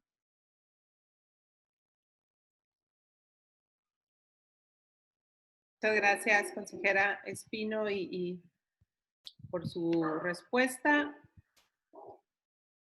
Regreso al chat a ver si hay más preguntas. Hay un comentario ahorita voy a retomar los comentarios que se han hecho en cuanto a la exposición de la consejera Roselvi, solo porque es de la consejera Espino. Irene Alejandra Reyes: la ponencia de la compañera Claudia es muy interesante, es un tema extenso, ya que es cierto, si nosotras como mujeres mestizas batallamos para que nos tomen en cuenta en cuanto a política, las mujeres indígenas son las que más son de cierta forma discriminadas. Hablo por los pueblos de Veracruz, en los cuales aún en estos tiempos sus esposos no les permiten el derecho de votar. Aquí en Chihuahua veo que hay más inclusión. Es un tema que de verdad es muy interesante, me hubiese gustado escuchar más sobre el tema. Felicidades, Clau, por tocar ese tema tan sensible y tan real en nuestro México. Un comentario de Ernesto Zagarraga: de acuerdo con ustedes. Marine Chávez: muchas gracias por compartir. Las dos consejeras son una verdadera inspiración. Gracias, Estela. Muchas gracias a las consejeras por presentarnos estos temas tan importantes. Muy bien, pues si no hubiera más preguntas para la consejera Espino, le agradecería, consejera, que nos haya hecho un espacio. Sé que anda apretada en su agenda, y regresaría a los comentarios sobre la exposición de la consejera Roselvi. Nos quedamos...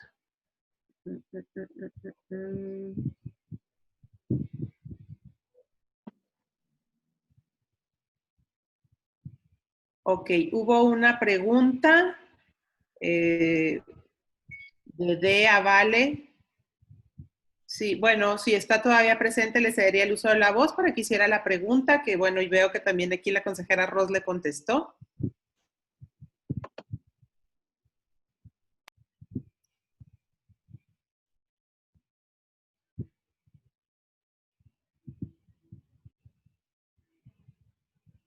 No sé si se encuentre presente todavía, si no, aquí hago yo la pregunta. Dice Dea Vale: en la reforma de paridad en todo se encuentra contemplado los espacios de gubernatura para las mujeres.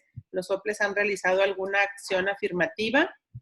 Y aquí sí le cedo el uso de la voz a Ros para que nos dé su respuesta. Bueno, en esta reforma de paridad en todo, vemos que incluye a los 3 poderes. La esencia de esta reforma es paridad en todo, en el poder ejecutivo, en el legislativo y en el judicial. Y si es paridad en todo, teniendo en cuenta el argumento nuevo de la Suprema Corte de Justicia respecto a los cargos uninominales, pues solamente sería la voluntad política lo que impediría que se dieran este tipo de acciones. Actualmente, nosotros no hemos realizado todavía ninguna acción porque recordemos que esta nueva reforma fue en junio del año pasado. Es decir, todavía no hemos podido entrar a alguna elección de gobernador la mayoría de los estados. Tengo identificado a Tlaxcala, por ejemplo, que sí va a tener elecciones de gubernatura a finales de este año. Es decir, va a entrar a un proceso electoral donde sí va a haber elecciones de gubernatura. Entonces, ahí sería el primer OPLE donde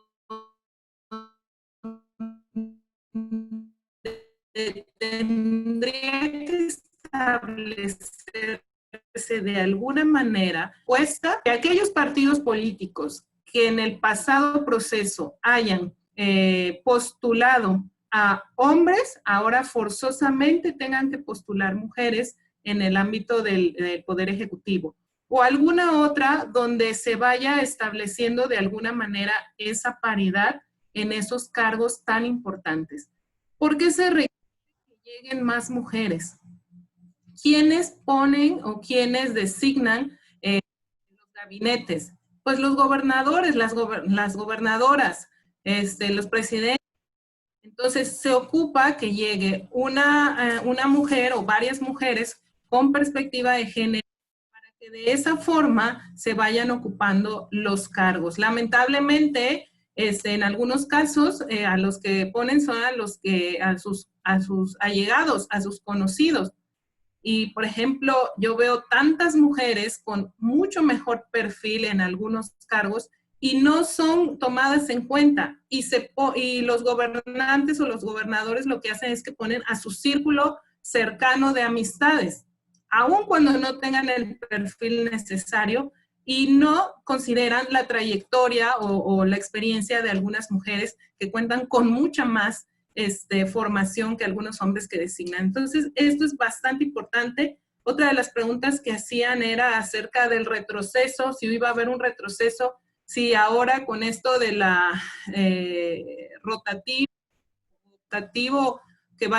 alternativo, los géneros en las postulaciones, pues sí va a ser un gran retroceso y más si vemos cómo está la tabla de Chihuahua. Si de por sí en el último vino para atrás, pues ahora postular otra vez en primer lugar a hombres, pues evidentemente va a resultar en un retroceso, pero los órganos deben ser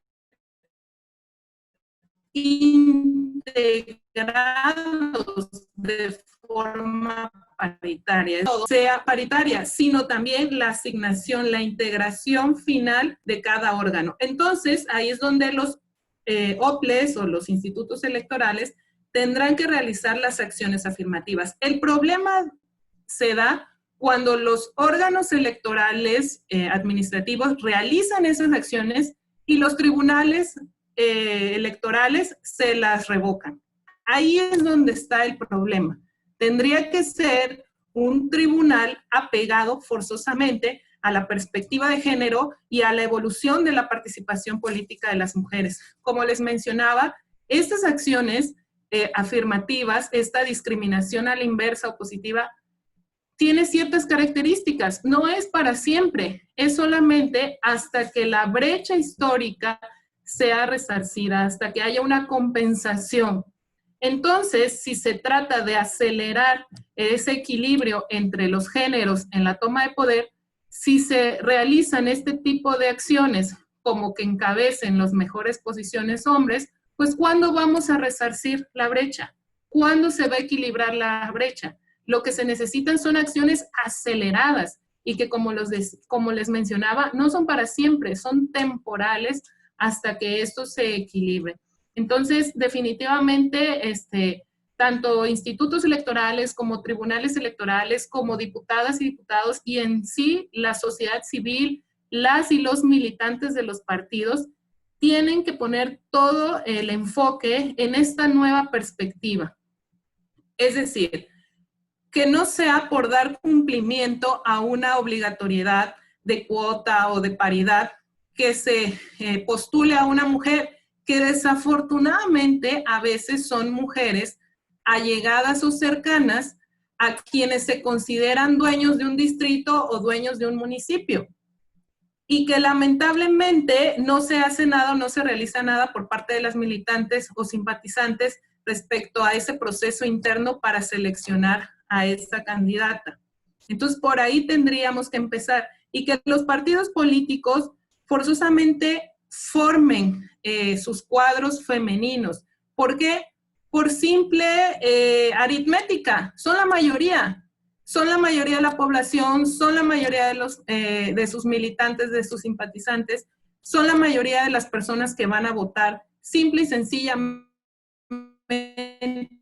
Por esto debieran de realmente, donde aun cuando nos den reveses a veces los tribunales electorales, no podemos dejar sacar el dedo del renglón, porque forma parte de obligaciones del Estado mexicano a nivel internacional. O sea, que si una institución electoral no contempla esta perspectiva y soslaya estas acciones afirmativas, podría ser un tema de responsabilidad incluso de tipo internacional. Entonces, ahí radica la importancia y la relevancia de realizarlas por parte de todas las autoridades.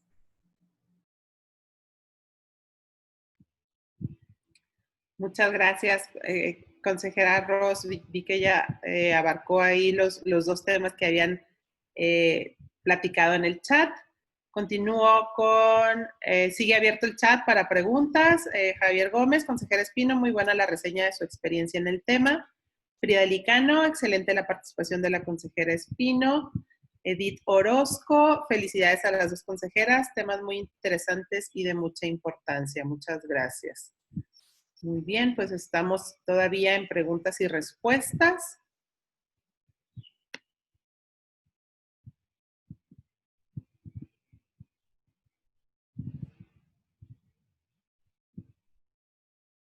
Yo de nuevo, consejera, me gustaría ahora hacerle una pregunta a la consejera Roselyn, si se puede. Claro que sí, adelante. Disculpa que no te veo en el chat y no veo tu carita y por eso no se preocupe.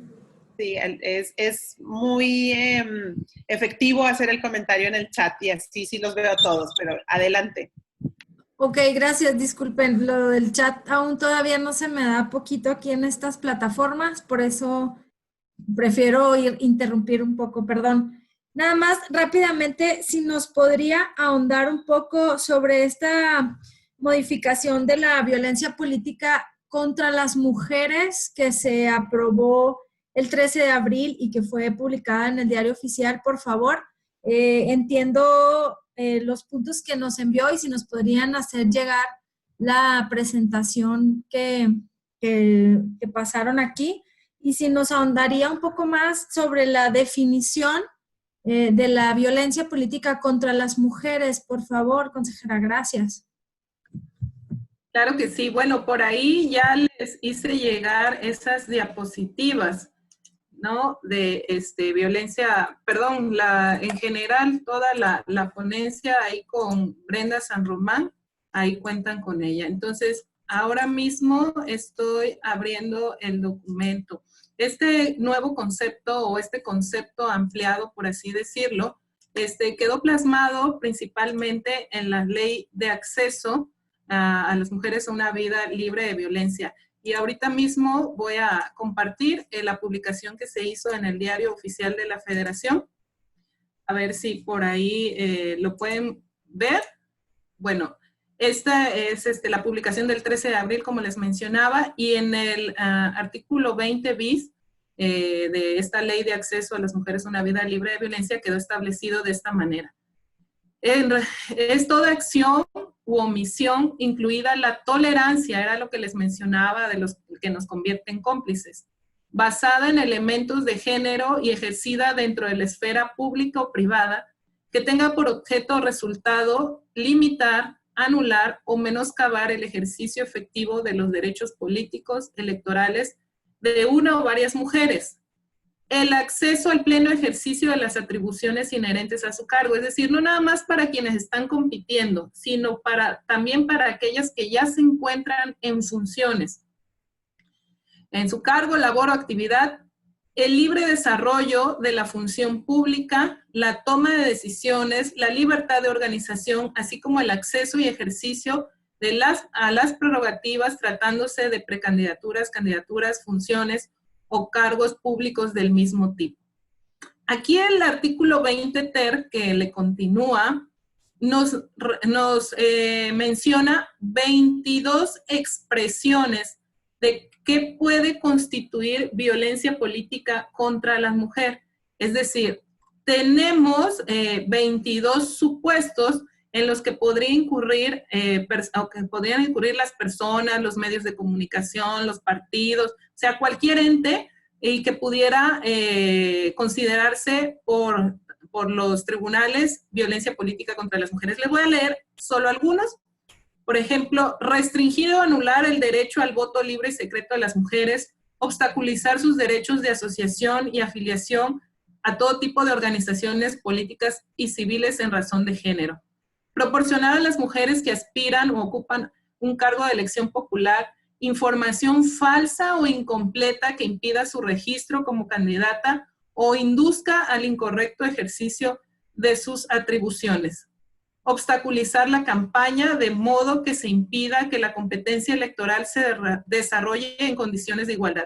Por ejemplo, en el proceso electoral pasado, pues se presentaron algunos casos de violencia política contra las mujeres. La mayoría eran sobre amenazas a estas mujeres con desquitarse con sus hijos si no le bajaban 2, 3 rayitas a sus campañas. Fueron secuestros express, fueron llegar a entrar a sus domicilios, a hacerles un relajo adentro de sus oficinas. Pero, por ejemplo, había que este principio que les decía, o esta acción afirmativa, de que en la mejor circunscripción de un partido político, es decir, donde tengan el mayor número de votos o donde en la pasada elección hayan votado más por ese partido, que debería de ir forzosamente una mujer encabezado, resultó que en un partido,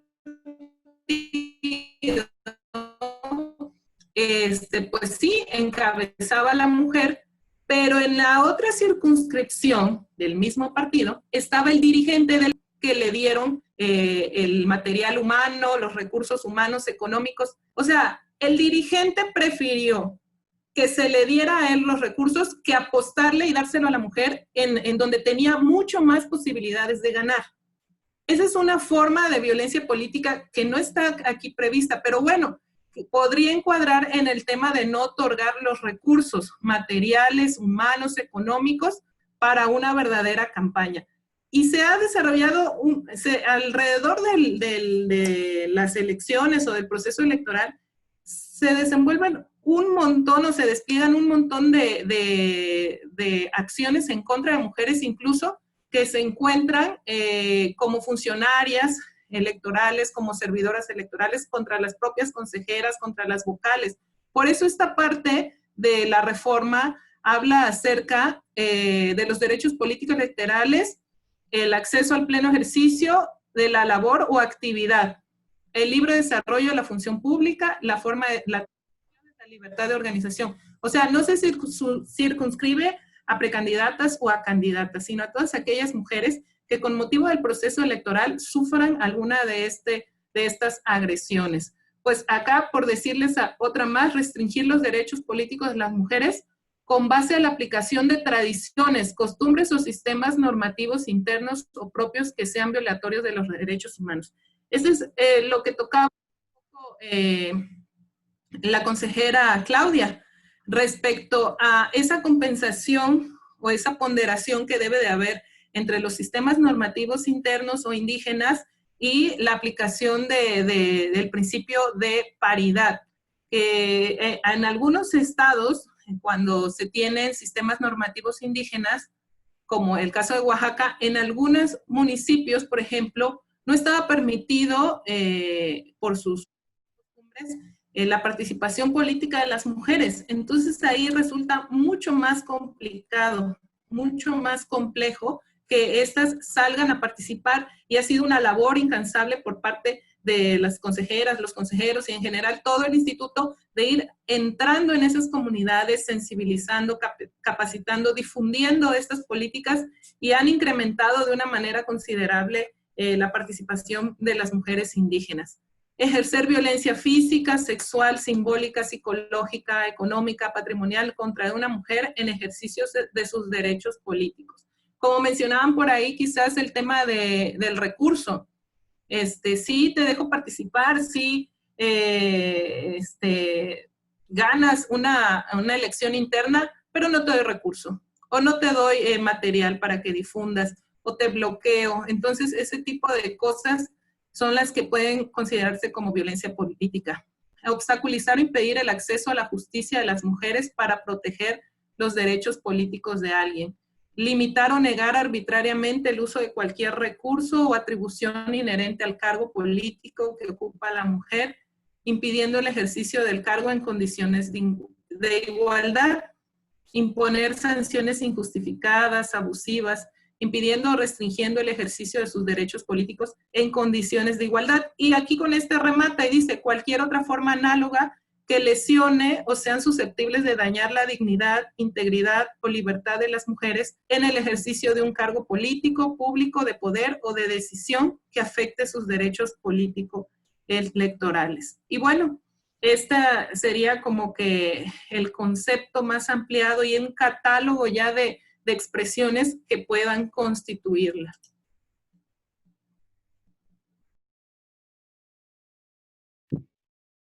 Muchas gracias, Ros, por la respuesta. Vuelvo al chat. Bueno, ahí solicitaban la información. Sí, toda la información y todo el material que se ha visto en el módulo de ayer, el módulo de hoy y los módulos de toda la semana se les va a hacer llegar, claro, a todos sus correos. Y pues si ya no tuviéramos más preguntas para la consejera Roselvi, agradecería mucho, consejera, no sé si la consejera Espino sigue aquí, agradecería mucho a ambas su participación. Siempre es enriquecedor escucharlas. Yo he tenido la oportunidad de hacerlo varias veces a ambas y siempre se aprende algo nuevo con ustedes. De igual manera, a todas las personas que están o que estamos aquí conectados y conectadas el día de hoy, les agradezco su tiempo y su participación y les recuerdo los temas de mañana.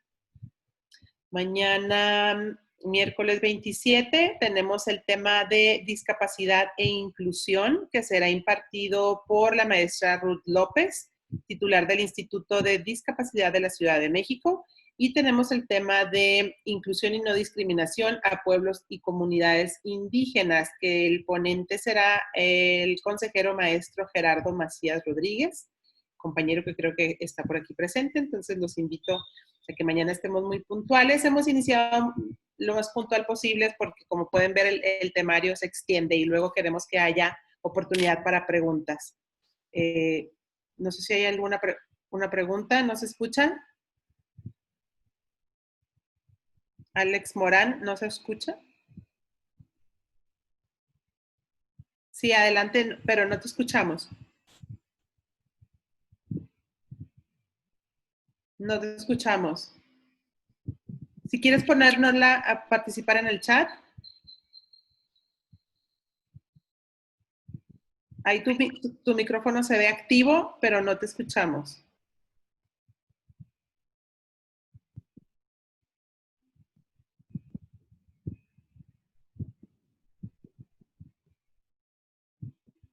Ojalá puedas participar en el chat. Ok.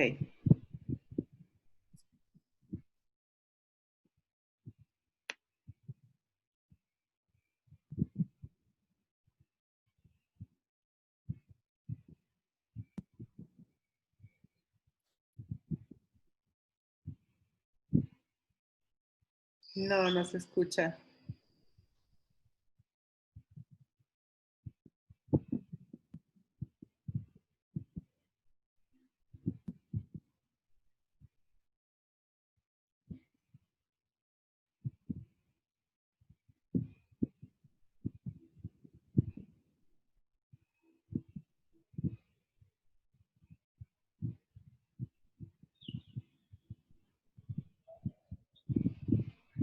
Bueno, mientras vemos si Alejandra Morán puede mandarnos un mensajito o puede activar ahí, hacer funcionar su micrófono, quizás salir y volver a entrar, puede ser que funcione.